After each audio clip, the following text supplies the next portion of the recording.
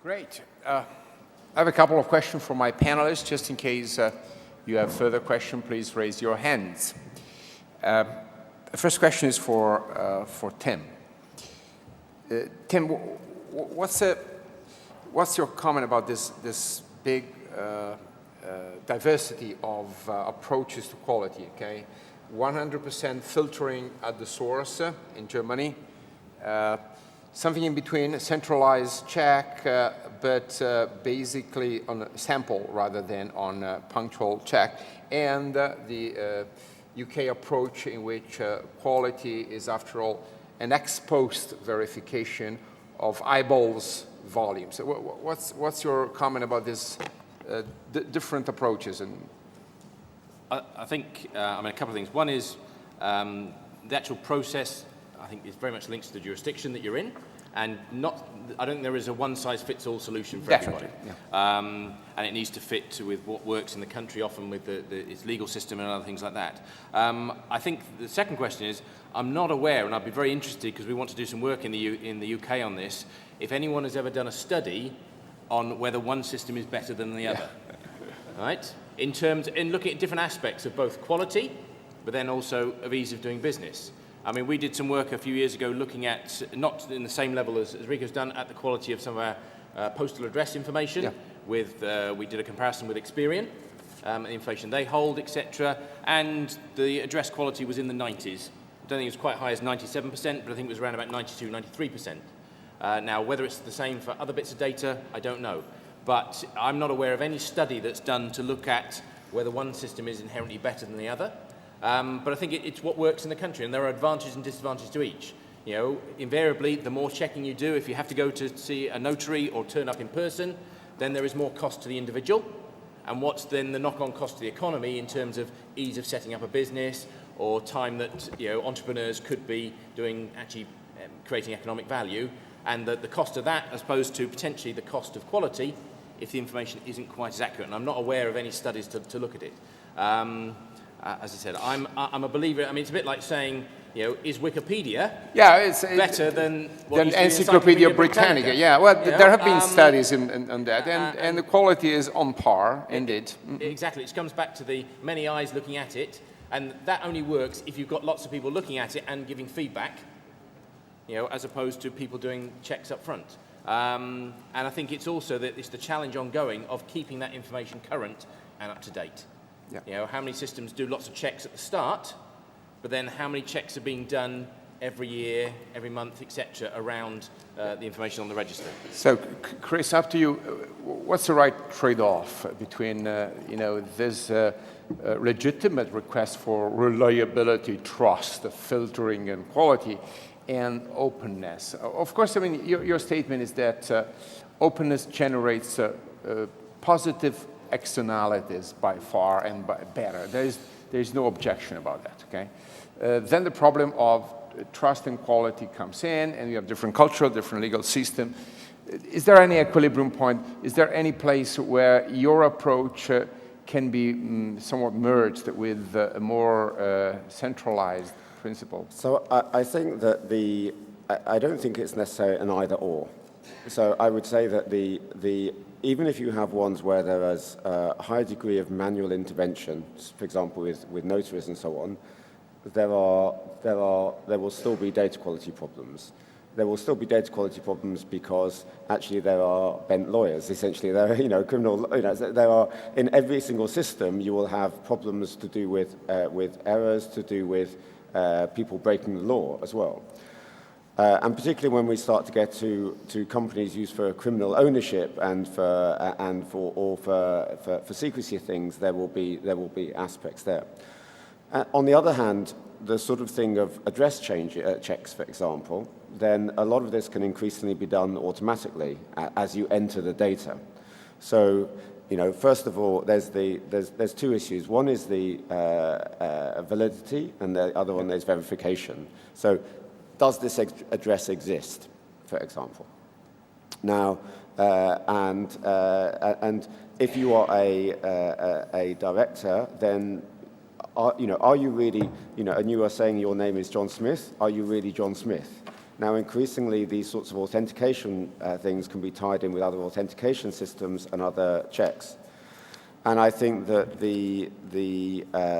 that we would, and actually don't add a burden or even any time into doing these things. So, for example, if you're already a director of a company and have already authenticated, then you become a director of another company, then there's no necessarily any extra burden. So I would say that we should be using the technology, which is fairly trivial these days, to be both improving the quality and to be lessening the burden. Now, of course, for example, one of the issues is what do you do with overseas people? Overseas individuals, overseas companies. If a company sets up another company, what do you do in those cases? Establishing authentication is difficult. We will be going through this in the UK with the beneficial ownership register, some of these issues about identity there. But I would say that there is a balance to be done between ease of registering and high quality. I would say that in some ways the paper forms that the UK had allowed you to enter in bad data too easily, but that the move to being all digital will improve the quality of the data without having to increase the burden. And I would say that the system of notaries, depending on what the cost is and what the time is, I mean, increasingly the notary system is going online now as well. So the question, many of the problems it was trying to solve have been not eliminated, but made easier by the online stuff. So I think we're starting to find a thing where this is crossing over and starting to do that. But either way, I think that if you want, Tim's point is particularly important about, you can make this swear in front of a notary and give them all sorts of things, but is that still true a year later, 2 years later, 3 years later, 5 years later? And keeping that up to date, particularly that is going to be the sort of thing of keeping it up to date, which making the data available and open and accessible and available as data is going to improve the quality on. Johannes, your point on this trade-off, equilibrium, or overlapping, if you wish, or complementarity of the two approaches. Well, I indeed think that these two systems are no either-ors. The question is, I think initially always, what is the starting point the legislator gives? So, as I tried to point out in my presentation, the German commercial registers, by law, enjoy public trust. So you can actually trust that everything that's in the commercial register is valid for your transaction. And you can trust as well everything that's not in there is not important for your transaction at all, especially when you look at authorized representatives, because that's, at least from my experience, the most important thing. Yeah, there is also an issue of negative public trust. I mean, there is no omission of relevant information. The issue of depth, if you wish, okay? Quality is a very generic word. The issue of depth, are there all the relevant information we need, as opposed to the information we have are accurate, okay? I think one of the problems we have is the completeness or the lack of omission problem. And the notary system guarantees that there is no omission in compulsory data, okay? Which is, of course, one of the elements of trust, if I'm not mistaken, Johannes, right? Indeed, yes. Yeah. I would just like to make 2 points. One is that I do not believe that there are no errors in the German system. It is a large data set, and there will be errors because any data set of any large data set has errors in them. It is not possible to have 0 errors in them, and I will guarantee that there will be some errors. There may be a very small number of errors. They may be errors that are mostly deliberate, but there will be some errors in them. So the second thing I would say is that what we are doing here is building a public registers. We're not building some wonderful Fabergé egg that sits in a box in a cabinet that no one else can have a look, only a few people can have a look at books. Yeah, absolutely. The point is to have the data used, and that is almost the most important thing. Yeah. Rico, a comment from you? Don't you think that one of the issues that Chris correctly raised, that zero, I mean, absolutely free data access, actually increases the number of eyeballs, right? And therefore addresses the problem of ex-post quality checks. Okay? Even if you charge even a very little amount, there is, of course, elasticity to the number of eyeballs. You still have the professional, say, users, but you lack the long tail, if you wish, of, say, private eyes that will kind of provide the distributed checks that we need in order to correct false data. So your compromise is basically free entry, paid access, and sample centralized control. Do you plan of offering at least free access at the limited set of data to improve the data quality through ex-post distributed control? At the moment, there's a beautiful discussion going on between our Ministry of Economic Affairs, you could say, which which has the opinion that, and not only the opinion, but also they have their interest, their financial interest, in the fact that we make money from selling data. And there is the other side on the Ministry of Home Affairs, which is responsible for open data in the Netherlands. So there is quite a big dispute going on whether or not open data should mean also data for free. It's a totally different thing, in my opinion, but it can in the end, of course, be a policy decision to make it the same. But for the moment, especially our ministry is in quite a difficult position because they just changed our funding model, and a specific and important part of our funding comes from the sales of information. And on the one hand, also our ministry thinks open data might mean free data as well, but that would mean that they would have to spend a lot of extra money on the business register. So they are in this squeeze between policy and financials, which makes it quite hard for the discussion which is going on at the moment. Okay. Any questions from the audience? They can hear me anyway, Vito. Please.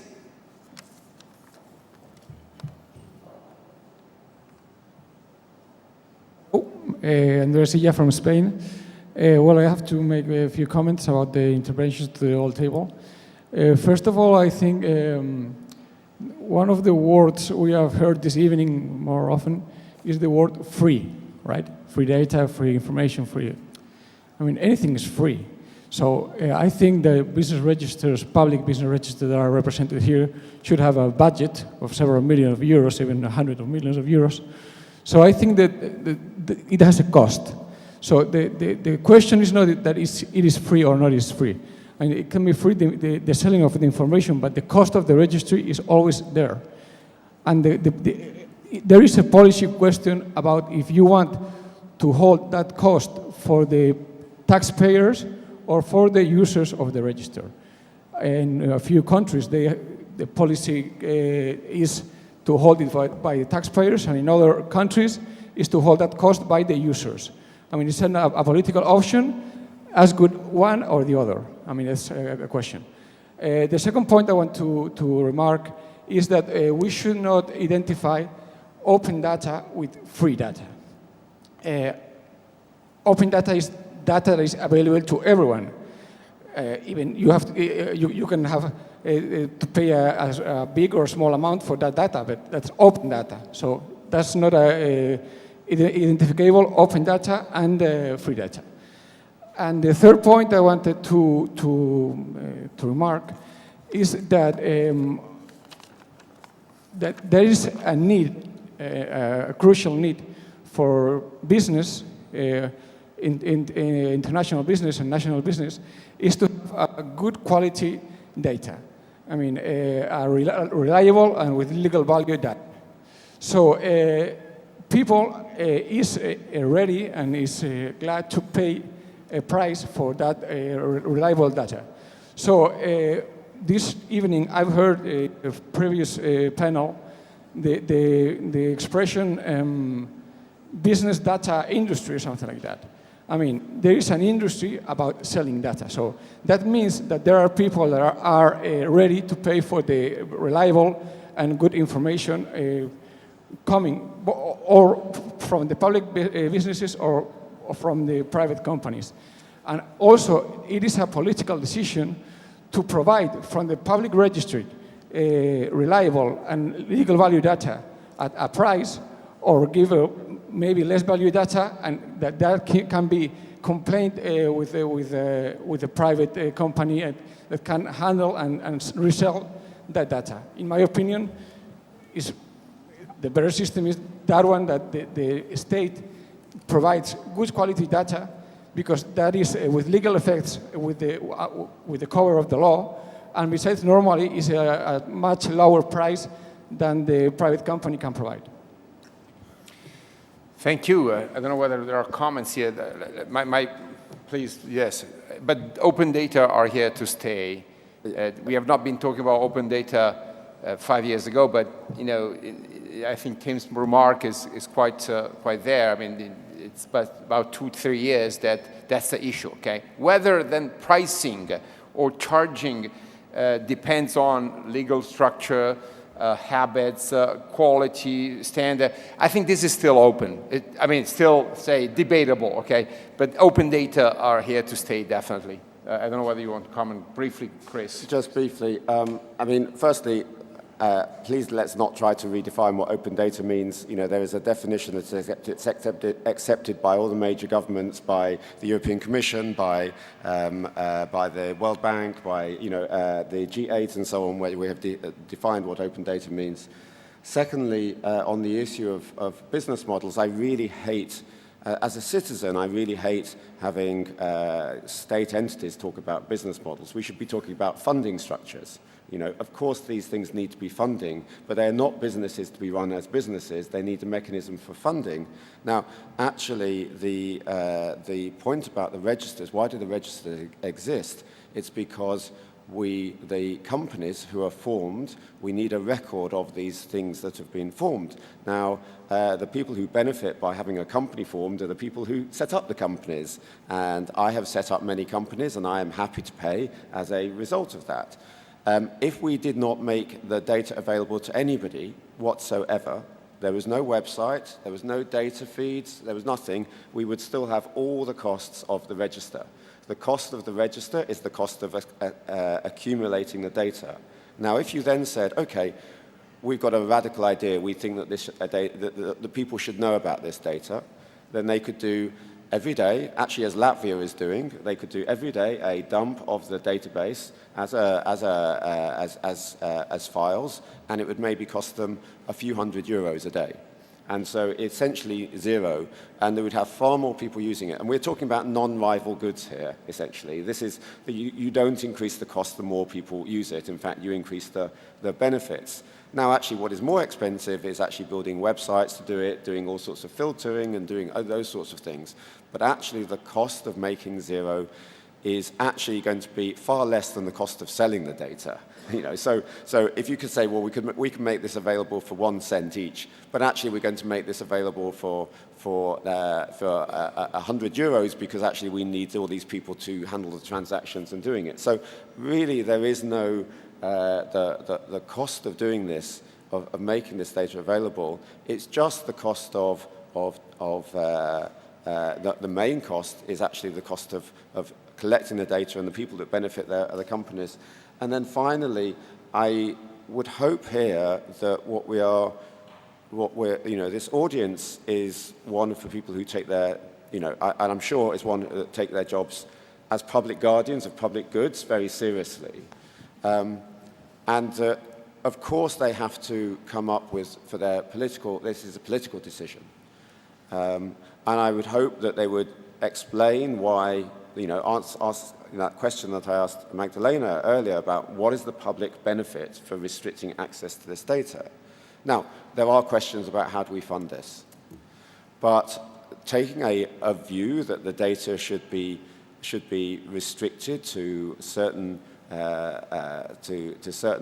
paying customers, essentially, which is what is happening, doesn't seem to be the position that a civil servant should be taking, because it's not for the public good. Now, I may say, actually, we have difficulties in terms of moving from this funding model to another funding model. I absolutely understand that. And there are things that you could do, for example, like making all the data, the basic data for which there is essentially not much market anyhow and not much cost. You could make that available free. I understand those practical difficulties about budgets, sometimes even laws and so on. Belgium had to pass a law to do this. Understand that, but I would hope that there is no principal objection to making this public good widely available. Can I make one remark? Well, briefly. What I think is, that's obviously a different model. For me, the cost is not only collecting the data. The cost is to check the data, to see that the data is perfect, to have the notaries to check the document, to have the register to control, to make the legality check, and to make a really reliable data. If your activity is only to collect the data and you don't control it, if you have to want to make business with that data, you will have to add some more information to that data, because that is not contrasted. So after all, your price or the money you're going to spend to get a real and a reliable data is going to be much higher if you only your activity is only to collect data and not to control and check it. Thank you. I think we can close the discussion here, and I thank my panelists here. I ask for a kind of applause and give you appointment to Casina Valadier for tonight. Enjoy your dinner. Thank you very much. See you tomorrow.